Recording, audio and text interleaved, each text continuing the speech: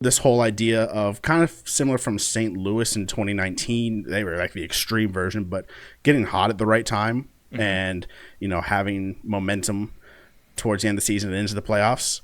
But something that's very interesting here is that 3 of them kind of slid backwards into the playoffs at the end of the year. Florida, their last 9 games of the year, they were bad. Dallas, their last 6. Carolina, their last 7.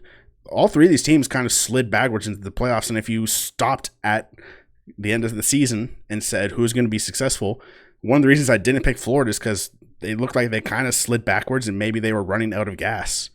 I think you can look at these teams in particular, though, as being kind of interesting because, like you mentioned before, right? Florida was minus Kachuk, right? They were minus Kachuk, Barkov, and Ekblad.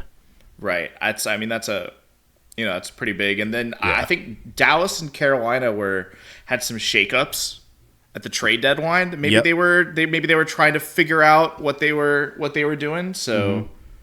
And then obviously Edmonton had such a bad start to the season that they really needed to be good towards the end of the season in order to they were playing for positioning and stuff, right? So it's interesting though that you mentioned it like that, just because a lot of these teams were not hot coming into the playoffs. They had to get hot during the course of the playoffs. So you don't always have to start off super good.